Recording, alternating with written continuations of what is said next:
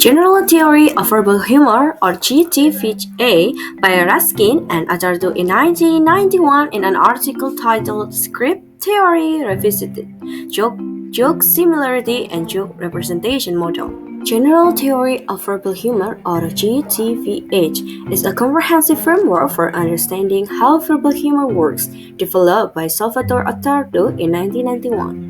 It builds on earlier theories of humor, especially Victor Raskin's script-based semantic theory of humor (SSTH), and offers a detailed approach to analyzing humor that involves not just the language but also cognitive and social aspects.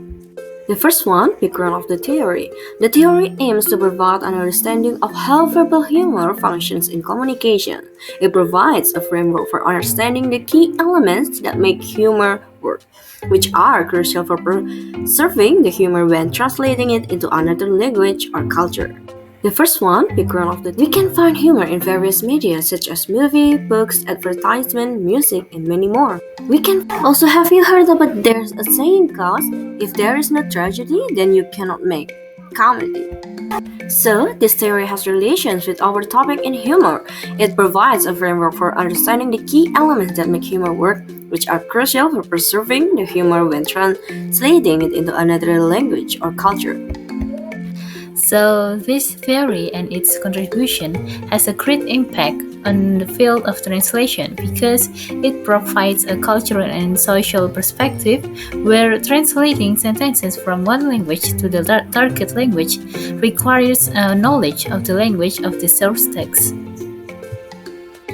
Translation and Humor by Salvatore Attardo discusses the intersection of humor and translation theory. We're focusing on how humor can be translated across languages, while balancing the preservation of meaning, humor, and cultural relevance. It's important to navigate language differences effectively.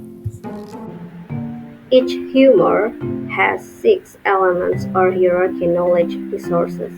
They are language, narrative strategy, target, situation, logical mechanism, and the last script opposition.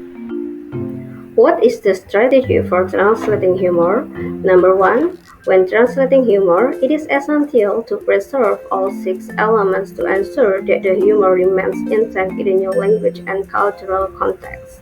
Number two, when translating a joke, it may need changes to fit the culture and language of the target audience. Number three, if a joke contains elements that cannot be translated, like wordplay that doesn't exist in the target language, the translator should focus on keeping the main ideas. This includes script opposition, which is the conflict between two concepts in the joke, and logical mechanism, which is how the humor is created, such as through absurdity or incongruity. You want a toe? I can get you a toe. Believe me. There are ways, dude. You don't. From the movie, we know that this line is humorous due to the absurdity and dark humor of offering to get a toe. Translators focus on maintaining the higher elements of humor, such as the absurdity and illegibility of the original sentence, which is a completely ridiculous and unexpected suggestion. Yes, makan Snickers. Kenapa? Lu rese kalau lagi lapar. Mendingan. Karena lapar berubah orang. Lapar ambil Snickers. In the original English, it was translated as "You're not you when you're hungry," but as we can see in Indonesia, it is translated as "Lu rese kalau lagi lapar." Well, this is one of the example using the theory. One of the elements is using situation or SI, the context or scenario of the joke. Because the context here, the subject you is in hungry condition, usually people will act annoying or not like their usual self when hungry. So in Bahasa, they can be translated as rese or annoying. Get drunk on jealousy, but you'll come back each time you leave. Cause darling, I'm a nightmare dressed like a daydream. The line "Darling, I'm a nightmare dressed like a daydream" if translated into Indonesia, it becomes "Karena kasih aku adalah mimpi buruk yang berdandan bak lamunan."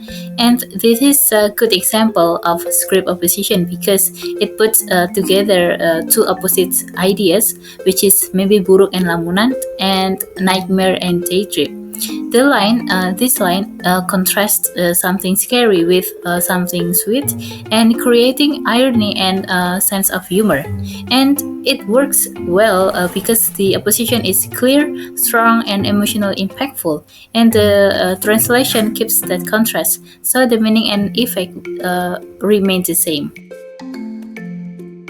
Besides, nobody's getting hurt.